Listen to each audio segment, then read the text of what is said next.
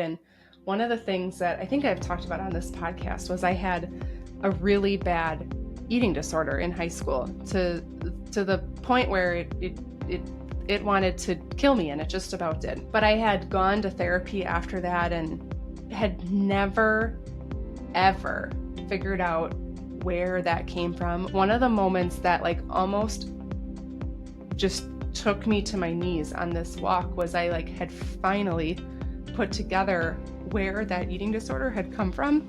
And it was like, oh my gosh, it was completely life-changing, because that's an answer that I've been seeking for 20 years now. The banyan tree is a tree unlike others, a representation of resilience and strength through its ability to overcome the status quo and fulfill its purpose. It knew that it was meant for something bigger and didn't allow the limits of other trees to confine its growth. And our story looks similar. I'm Leslie. And I'm Mindy. And our hope is that every one of our listeners learns to take up all the space they were created to, just like the banyan tree. Welcome back to the Banyan Effect podcast. I'm your co-host, Mindy, and you are in for a treat for the second week in a row, because last week on the podcast, I talked about my life-transforming 12-hour walk, and this week we get to hear about Leslie's transformational 12-hour walk. So last week on the podcast, I talked a little bit about like, why on earth would anyone do this? And why did I do that?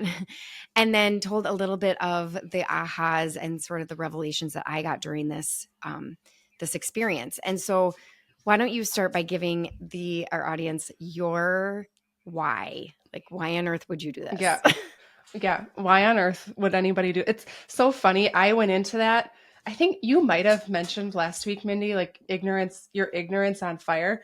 And I definitely went into that walk, ignorance on fire. And I crack up because when you start the walk, you have to do the intention video. And going back and looking at it now, I said in there, like, I'm not worried at all about the physical component of this. And I was dying by the end of it. So I thought that was really funny. Yeah. But I decided to do the walk. So years and years ago, I did a pilgrimage across the north coast of Spain, and you walk every single day, miles and miles every single day. You get up and repeat it over and over and over again until you end at this beautiful cathedral in Spain. But that pilgrimage is meant to be like this spiritual journey where you just get in touch with like yourself and your inner just being and soul and connect it to this greater sort of universe. And that experience was really transformative for me then, but I was so young, and I know I didn't have all of the life experiences that I had now. So when you mentioned this a couple of weeks ago, I was like 100%, I need to do that again. And I needed to do it I'm feeling like I'm at a point in my life, and I said this in my intention video, where I'm like almost have it put together. Like I'm so close to finding my purpose and how I need to build my life and live in my life. But I like have felt stuck. Like I can't quite get there. And I didn't know why, and I didn't know how to fix it. And so I was like, maybe this will help me. And so that's why I did it. And short answer, did it help you? So much. In ways that I never could have imagined. I mean, it's really a wild experience. Yeah, and I can't wait to dive into all of that. But first I want to know what else was your, like, on your intention video? Like, what was your, and maybe you kind of already explained it, but like, what was there one thing, or were you just like, I want full picture? So in my intention video, I talked about feeling, and it's kind of actually funny looking back at it now because it was so like surface level. I wanted to get unstuck in like certain categories of my life. So I wanted to just feel like I had direction and clarity in work. And I wanted to feel like I had direction and clarity in parenting, and like these different categories. And so I knew that I was like there was a problem to solve. But when I started walking, they seem so like surface now, where the problems that I Mm-hmm. started to solve ultimately will help all of those. But it was like way, way, way deeper than just being like, oh, how can I make work better? So you start out on the walk, and how fast or how like far into the walk did you start kind of like feeling a sense of like guidance and answers to questions and Yeah. a sense of like response? Well, it was kind of weird because I started walking and I felt really just confused at first. I was like, am I supposed to like ask myself Mm. questions? Am I supposed to just Mhm. walk? I would like be paying attention to trees or, just thinking about whatever. I'm like, oh, am I supposed to be doing this right now? Or should I be like centered in like finding the solution, which is totally over engineering how you solve a Yeah. problem, right? I was like trying to control it myself. And I had to remind myself, like, I don't know, probably 20 minutes in, like, just let what happens and stop trying to be like, oh no, don't Mhm. go there. You have to solve this problem. And like, I wanted to keep pulling myself back to like immediately solving this problem. And that's totally my attitude is I have like no patience and am just like just a doer and a goer. And so it was sort Mhm. of it was I needed to like remind myself and be very intentional about just letting thoughts come in and go out as they wanted, but the ones that like felt like, huh, that's different. I was intentional about asking myself like, why were you thinking that? Or like why I Yeah. just kind of let it be more fluid. And when I started doing that, it was like probably as quick as an hour and a half into the walk where Mhm. all of a sudden like things just started happening. And the very first Mhm. thing that happened was I walked past this farm, and at this point I wasn't like thinking anything. I wasn't like deep in a sort of solution or like, oh my gosh, that's it. I was just walking. I was just out for a walk at that point. But I passed this farm and I started crying. And I was like, why on earth am I crying walking past this farm? And so I just allowed myself to like feel that for a minute. And then I was like, why did I just get emotional right there? Like, what was I feeling in that moment that made me like move to tears? And it was immediately I flashed back to my childhood as a kid and going to my grandma's house growing up. And she lived on a farm. Hmm. And when we drove up there, we didn't go up there a ton. I mean, still probably a handful of times a year. She was like 3 hours away. But when we went up there, you turn off the main highway onto this gravel road, and you knew like as soon as you heard the gravel, like grandma's house was just about there. And I remember like our childhood dog like perking up in the back seat, like we're there. So it was like this indicator that we had gotten there. And the farm that she grew up on reminded me a lot of the farm that we walked past, where it was like nothing special, but loved and not fancy, but you can tell somebody was Mhm. there taking care of it and just appreciated the land and just so anyway, walking past this farm, it was immediately flooded back with these like memories of going to my grandma's house as a kid. And then when I let myself go there, I was like, what are what are the memories that I'm feeling right now? What was the feeling? And it was like peace and comfort and this feeling of I kept saying enough. Like my grandma didn't know anything really about what was going Mm. on in my life, but immediately you were just embraced Mhm. with this huge hug Yeah. and she wanted to feed you like, a lot of grandmas do, but this feeling of just solitude and enough. And so I held on to those feelings as I walked past that farm and was like, at some point in this walk, that is going to mean something. And I don't know what it is right now, but I just kind of set it aside and ended up circling back to it way later in the walk. Well, don't leave us hanging. Oh, I love that. Yeah. Okay. So then from there, you just kind of moved on Yeah. for a bit? I did. I didn't stop. I was in my head, I was like, every 2-ish hours or so, I will like stop for 10 minutes and like journal or write something down. And so about 2 hours in, I stopped and started journaling on that experience.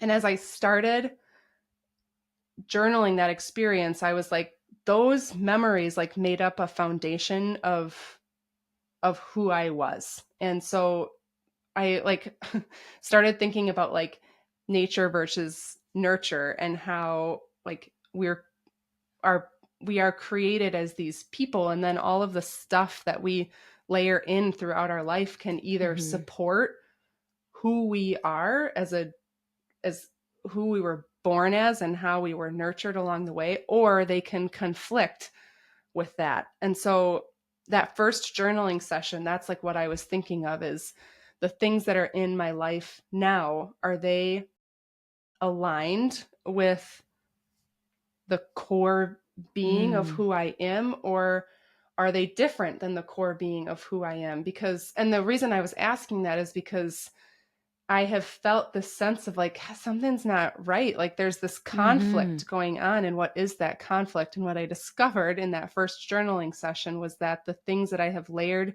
into my life are like, they conflict at a foundational level with the core of who I am as a person. And so it was like, well, no wonder I feel conflicted in my life, because these things that I have don't support who I am.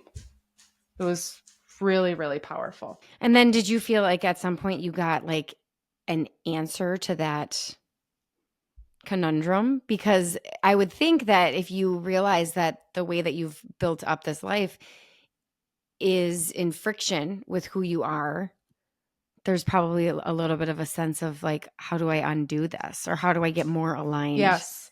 Yeah. Foundationally. Yeah. Well, this like that feeling from the farm of like just peace and enough. I was thinking about what are the areas of my life, like that is just a core, that is something that is needed, that I need as a human in order to thrive. Like, I mean, I could feel that as I walked past that farm. And so it was like, what are the pieces of my life that aren't giving me peace and feeling of enough? And then I would attach those two things together. And then the other thing that I was thinking about as I was walking was just like growing up, I went back to like, what was I like growing up? And I was a really, really independent child. Like I tried new things and I explored, and I was fine being by myself, but I loved being around people at the same time. You know, my parents, when they went through their divorce, I was realized through this walk that that divorce was way more impactful on my life than I could have ever imagined as well. But I became really independent growing up in a household like that. Like you kind of have to manage, not that my parents weren't there to support me, but like you're managing these relationships separate, and so you almost become your own sort of independent contributor into this family relationship at the same time. I don't know, it was weird. So I was really independent, and so then I was thinking about, okay, what are the areas of my life that aren't giving me independence right now? Because that is like a core personality trait of myself too. And then I was able to connect those two things together. So then all of a sudden I had, okay, foundational needs that I had discovered so far were independence and peace, and this like creating an environment where I feel like I can do it and I'm enough. And those were like foundational needs in my life. And so it was, again, really, really impactful because I could immediately identify the areas of my life that weren't feeding the like soul of my being, and can now like immediately had clarity on the specific things that I was stuck on and why I was stuck on them. Whereas before it was like I didn't know why I was stuck, but the first part of that walk like showed me why I was stuck. Yeah. And that took only, you got all of that in just a couple of Yes. hours of Yes. walking? Yeah. Oh my Yeah. gosh. So did you also, like we talked last week a little bit about how like there's moments where you're just kind of Yeah. walking and you're just kind of Mm-hmm. observing. So there were times like that as well. Yeah. I would There imagine. definitely were. And it was like, it almost seemed like it went back and forth. It was like those moments, like Yeah. those 2 hours were really intense 2 hours.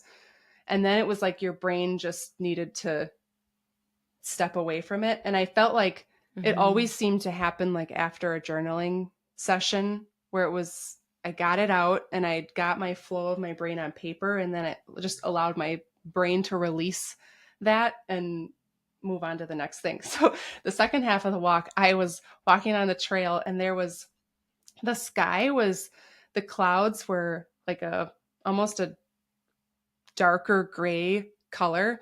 And there was these, when I was, it was like up a hill just a little bit. And there was these really tall grasses on the top of the hill. And the way that the like puff of the grass at the top, like contrasted with the sky color, I stopped and I pulled out my phone and I took a picture of it and I was like, that's going to be my next tattoo.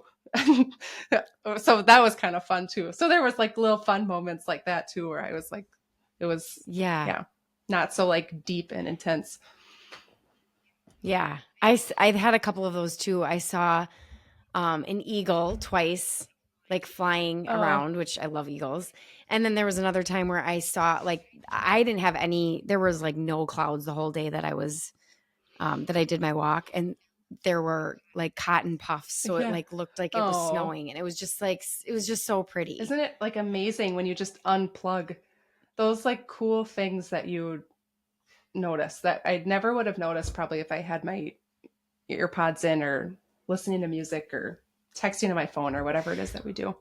Well, that was another thing that I found is that I was shocked by how much time there Yeah. really is in a Oh my day gosh. when you're not attached to a Mm-hmm. phone or a device or a computer. Like just how many moments there are to figure. I mean, we have 12 hours of free time. I mean, not free time, but we have 12 hours every day. We have more than that. And yet, how many of those hours, how many of the minutes in those hours do we ever spend just in our thoughts Yeah. without Yeah. influence? And how powerful. I mean, man, after 12 hours, the stuff that I solved in 12 hours, I have been trying to Yeah. solve for years, if not my lifetime. And to be able to solve it so quickly, like our brains are a powerful thing if we let them be powerful.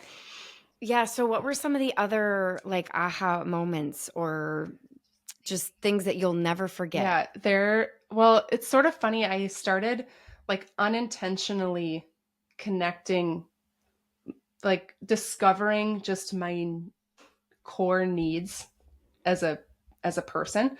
And so one of Mm-hmm. the other things that I had discovered early on in the walk was I for some reason I one of the things that I do a lot is I always envision myself living in another area, which is fun sometimes, but sometimes I really don't like it. Of like, why do I always try to look at myself living someplace else? Like, what's going on there? And so I just asked myself the question and I started comparing, I started asking, like, why do you like living in the country, but what do you miss about the neighborhood and vice versa?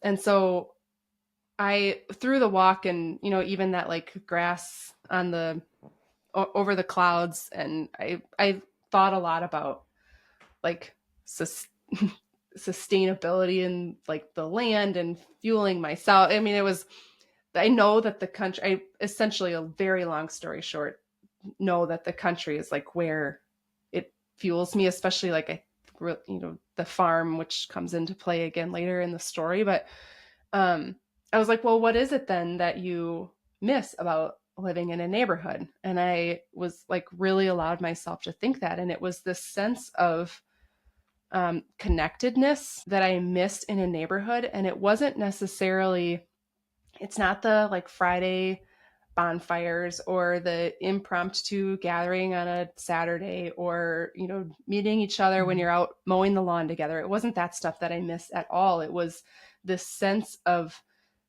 um, a support almost, of like there are pillars of people around. So I was like picturing myself in my office, in my home office at their house in our neighborhood, and just seeing someone across the street. I didn't necessarily want to talk to them, but just like seeing another person there, or, just knowing that there are people around. And so I started like Mhm. thinking about this, like the independence piece too. But so it was like this independent connectedness that I missed in a neighborhood. And so I was then thinking about how do I incorporate, or how do I find ways to incorporate this connectedness back into my life? And again, it's not just more social gatherings. That's not the part that's missing. It's just like this deep sort of community connectedness, but it's like it's hard to describe, but it was like just knowing that there's other people around felt you're a part of something bigger. Yeah. Yeah. Well, and recently with some of like the lifestyle changes too, to some degree, like stripped away probably some relationships and friendships. And, you're almost like in this point of like Mm-hmm. rebuilding to some Yeah. degree. But it seems like maybe now, you maybe have an idea of who those people need to Yes. be in order to fit back in. Yeah. Yeah. And I think it's even outside of like friendships. It's the, like, again, just having people doing, I don't know. I mean, I even think about like this podcast, like we're creating this community of connected but unconnected people. Like we're not all spending our Saturday nights together, but we're Right. creating this sort of like mindset community of people where you just know like there are other people that this message is resonating with, and I may not know them or talk to them, but that's connectedness that neighborhood was giving me. So Yeah. I just know that I need a lot of that, and I need more of it. Another thing, so again, I was like building out these needs in my life, right? And one of the things that I think I've talked about on this podcast was I had a really bad eating disorder in high school, to the point where it wanted to kill me, and it just about did. But I had gone to therapy after that and had never ever figured out where that came from or why I had that eating Mm-hmm. disorder. And one of the moments that like almost just took me to my knees on this walk was I like had finally put together where that eating disorder had come from. And it was Oh my like, gosh. it was completely life changing, because been that's an answer that I've been seeking for 20 years now. And so to have the power of where that came from was another one of those like Mm-hmm. foundational moments of like who I am as a person. And so when I was thinking about it, I was like, I don't remember what I was thinking about leading up to it, but I was starting again to think about like my parents' divorce and the what that was like growing up. And I had always, and then I was again tying it back to the farm of like, at the farm, I always just felt so comfortable in who I was. I wasn't trying to impress my grandma. We Yeah. just existed, and that was amazing. And so I was thinking about like my life. I played sports and was always super competitive, and it would really bother me if I wasn't the the best one on the team, and I wanted to get the best grades, but struggled getting the best grades. And then I was thinking about this eating disorder at the same time, and I was like, what do all of those have in common? And when I got to the root of it, I was like, there was this desire to be seen. And I think, or now I know that I think that's where my eating disorder was coming from, was this like screaming of like, see me, see me. I just wanted to be seen. And that was a really, really powerful moment, because when I think about like the being seen, and then I thought about like this community, and I thought about this, like the other just foundational needs that I was discovering as a person, they were all so connected. And so I added that to my list of like my needs, and was to be seen, and how do I show up and be seen in a way that is going to be impactful to me and the people around me. So I hung on to that, like, how do I be seen in a really purposeful and intentional way? And that too ended up being a really, really key discovery on my walk of like how I can shape my future moving forward. Mm-hmm. And that eating disorder gave that perspective to me, which was incredible in itself. Yes, because nothing's wasted, Mm-hmm, right? mm-hmm, So even if you don't know why you had to go through having an eating disorder until now, or maybe it's not even all revealed to you yet, like if we dig into all of those things, none of them are wasted. Yes. So remind me, when did you have that? It was in high school? Yeah, it was my junior year of high school. And in fact, And was that about the time that your parents were getting a divorce? No, it was years later, but my parents struggled co-parenting with one another. And so it's like, even after the divorce happened, it was always still very much it was, I don't think there was a day that went by throughout my childhood that the divorce didn't impact me in one way, shape, or form, whether it was forgetting a jersey at one parent's house and them getting upset because we'd have to go run and get it, or a coach getting upset because I would show up without my jersey. There was always these moments throughout the day that it impacted me. So I think it just continued to brew, and ultimately I think turned into that eating disorder. Yeah. Like it ate away at you in a totally different way. Yeah, exactly.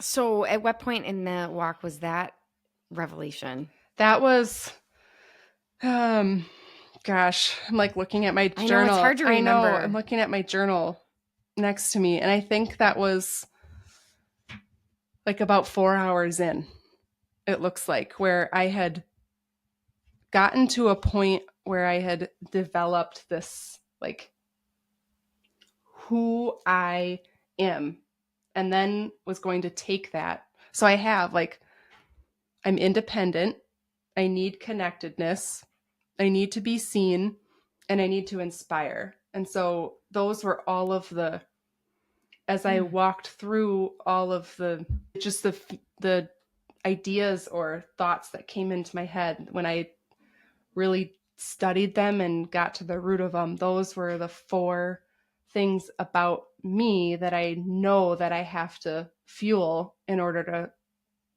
find, and not only find, but live my purpose moving forward. If it doesn't address all of those 4 things, then it's not going to work. And I'm going to continue to feel this conflict inside of me, which that's life-changing. Yeah, absolutely. That is life-changing. Are those the like 2 most highlighted parts of the walk, or where? Tell us more. Yeah. Tell us all the things. Well, so I was thinking about those 4 things, and there was 2 things that I was still kind of hung up on. I was like, to be seen. I was like, what is that?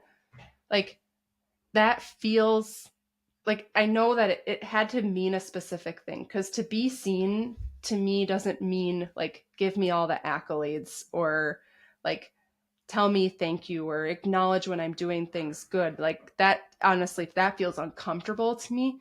So I was like, what does the be seen part mean?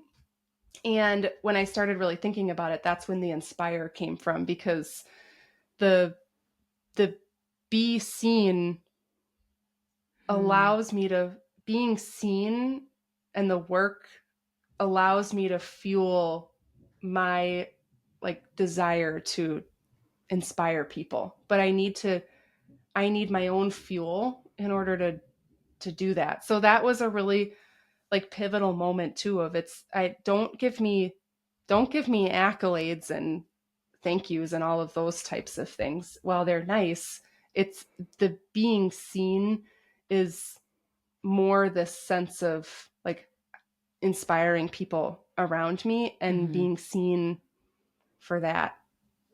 Like that's the being seen, as I get to inspire all these people around me. Yeah.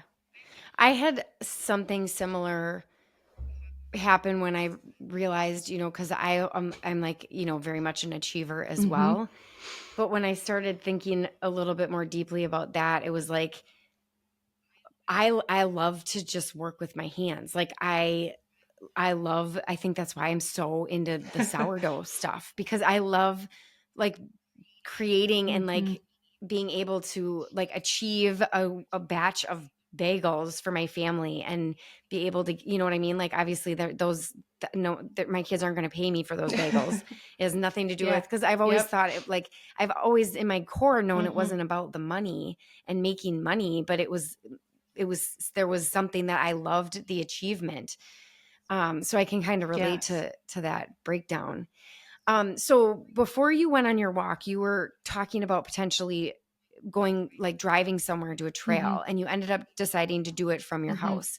Do you think that was important? Was that like, because that's what the author of the book Mm-hmm. recommends. Now, in hindsight, like, do you think that there's value to that? Yes, I do. And I was conflicted at it at first, because when I started, so I left from my house, and when I started walking, I discovered the coolest trail. And I got so far that I was like, "Ah, I want to just keep exploring. Like I want to see what this trail is all about." And so I was like, well, I'll just keep walking straight for 12 hours, and then I'll call Carl when I get to the end and he can come pick me up.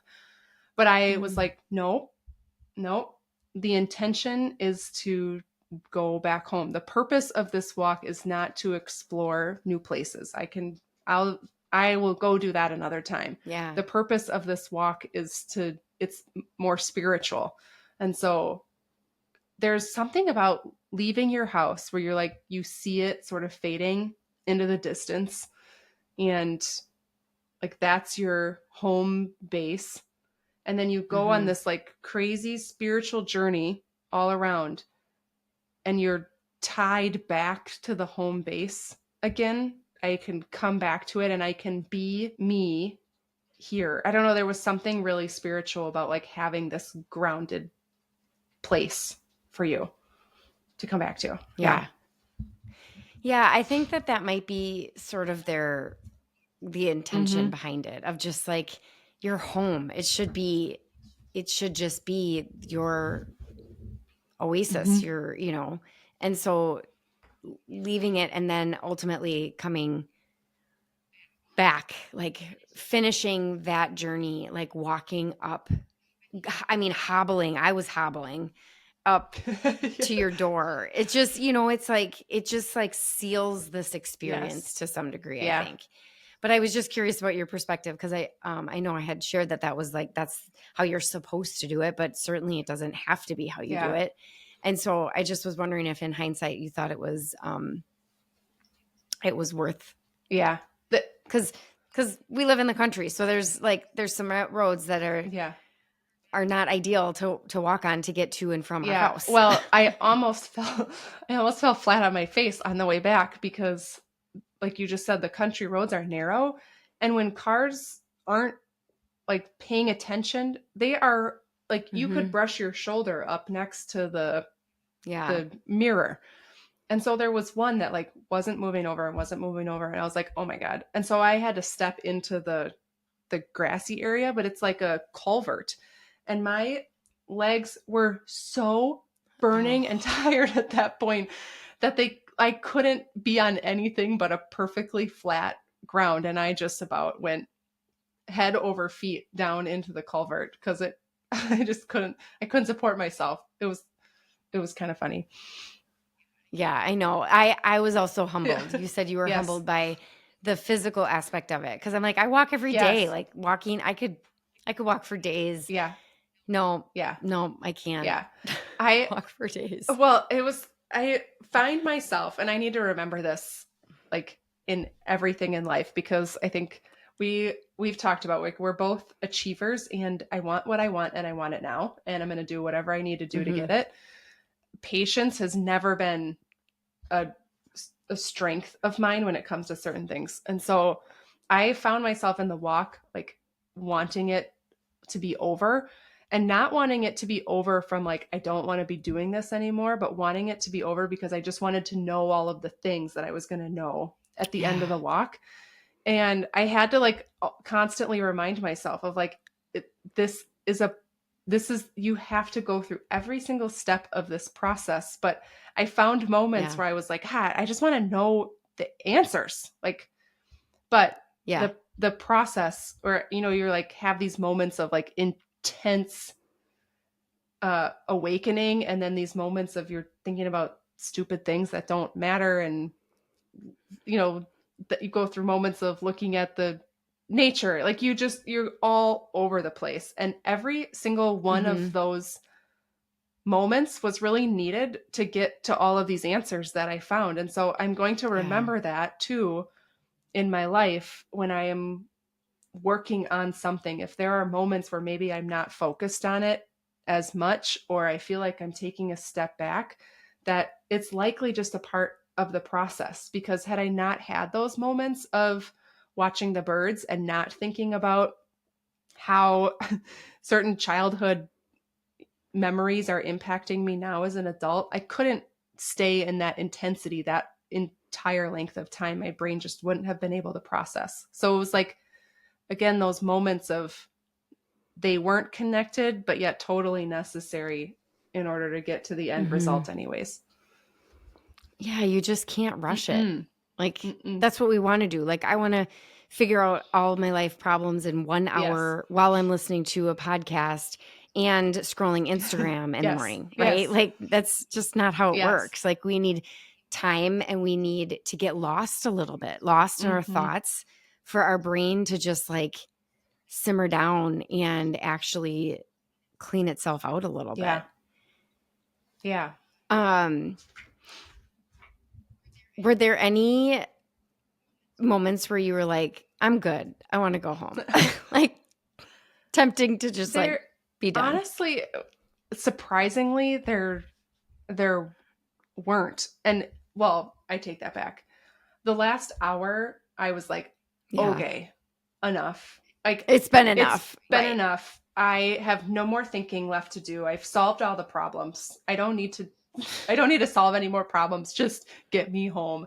So the last hour was really, though it just shifted purpose. That last hour was like, I had to like mentally pull myself into a place where I was going to power through and get home no matter what. And that in itself, like, I think we were talking on a podcast recently about the impact of not completing things that you say you're going to do, and the power and the impact of completing things that you say you're going to do. And so it was, again, one of those moments of like, this is the hardest thing that I've ever done.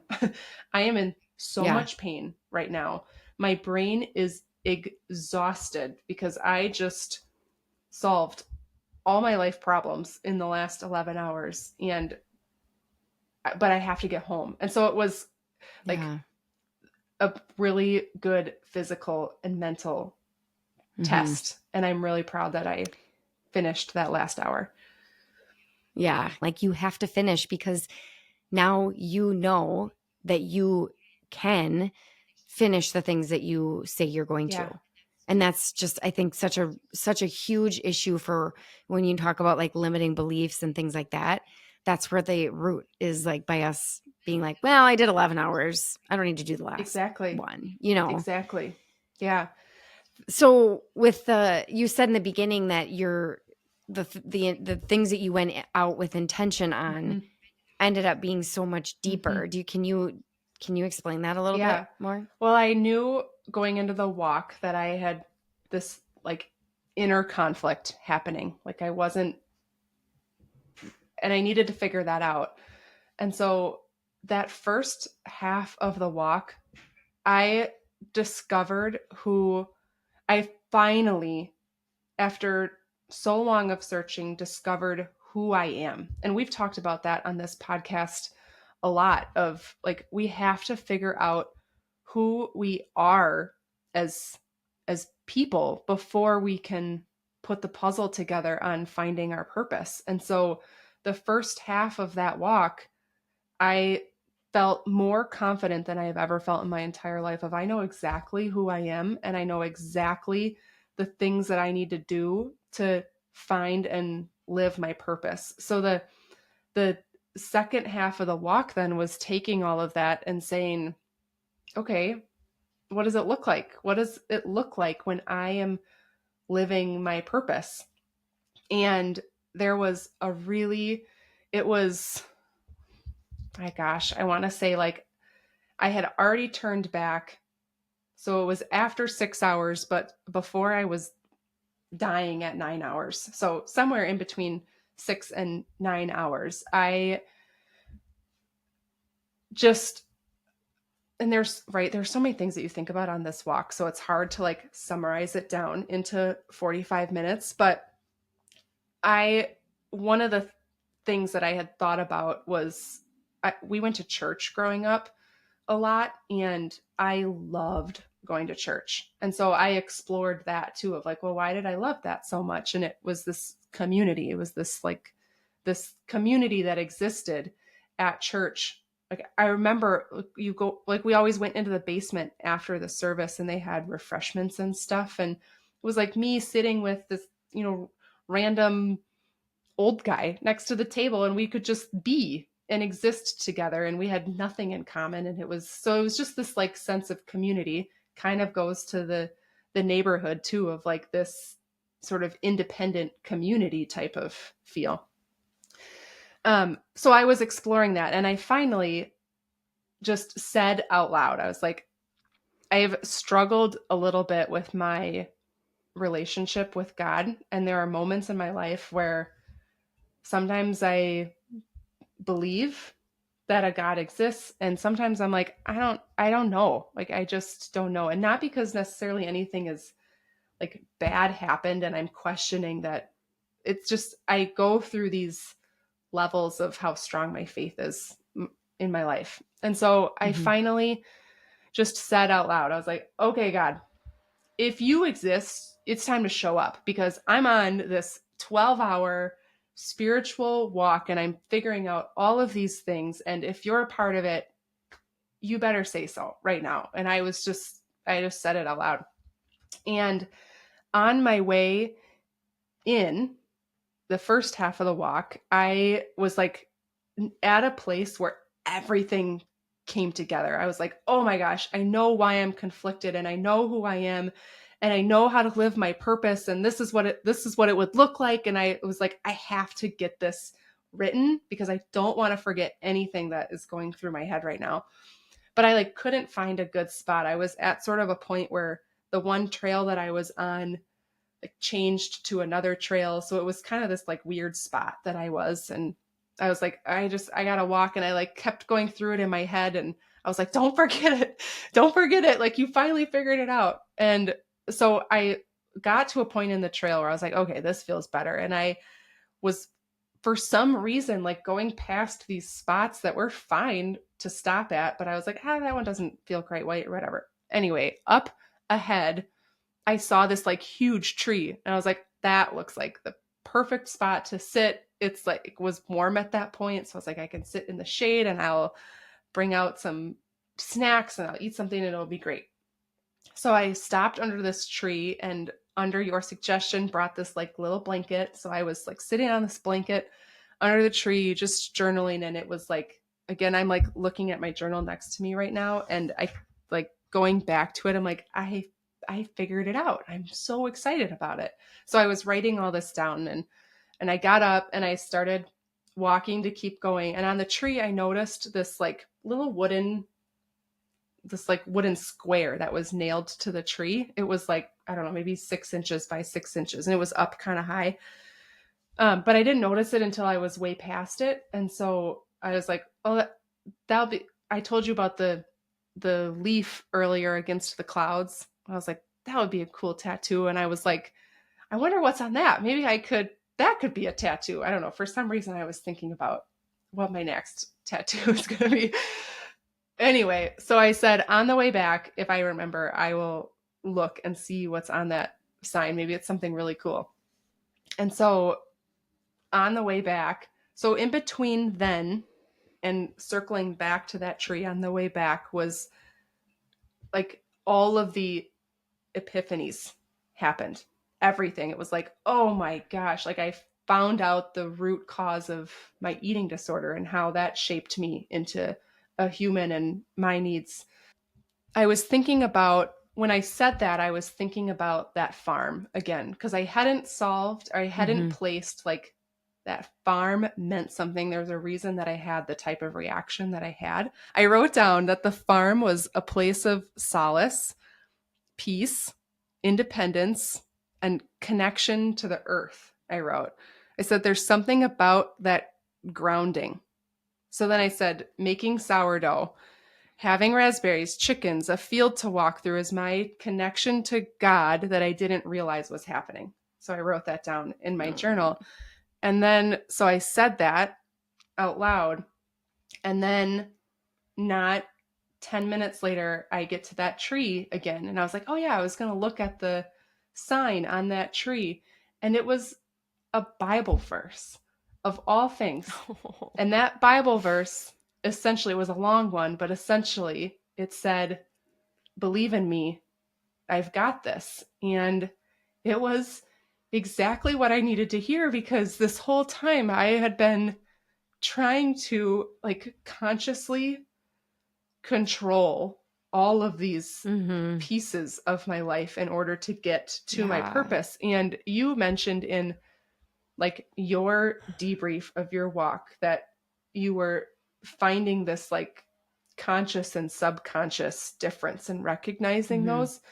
And I think I wrote that down somewhere in here too, but was like, I need to fuel my subconscious and stop consciously trying to control the pieces of my life, because my subconscious is my spirit, is my soul, is who I am, and it's grounded and connected to God in ways that I didn't realize were happening. And so it was like I could almost see like this greater being connected to my unconscious. And if I just sit there more frequently, it will fuel my conscious. And I don't need to be in control of or trying to manipulate all of these parts of my life if I just focus on the center. And it was a really, really powerful moment in that walk. And I think after that part, I was like, okay, time to go home. I got it. Yes. I love that. Time to go home. And maybe that's part of the reason that they do that. Like he says, you should finish at home, because it's like, okay, I can go back to where my life is as like this new complete person who just has so much more knowledge. Yes. Yeah. That is such a cool story. It was so I'm so happy powerful. for you. And I was like, what are the chances? Like that tree. Then I turned into the questioner that I am, like data. Like I live on, in my work, I live on data. And so I was like, do all the trees around here have squares on them that have verses? Like, is that just a part of this area? And I was like, no, that is the only tree in the entire walk that I went on. And it took me forever to like get to a point where it felt right, like I should sit down there. And then I didn't look at it in that moment because it would not have had the same kind of impact. I needed to see it on the way been back. Like, oh, that's cool. Yes, exactly. I would have just, yeah, that's exactly what I would have done. So I wrote a lot about timing and like, you know, and it just validated all of that. Which is also kind of funny because before we decided to go on this last minute 12-hour walk, our episode was going to be on the power of timing in our lives. So we'll have to circle back to that. Yeah, we will. Yeah. So we should probably wrap up because these episodes, I mean, we could go on forever. But if you had any advice to anybody out there who's like, I want that. I want what they just got because everyone should feel that way. But somebody's just it feels too intimidating. What would your advice to them be? Just do it.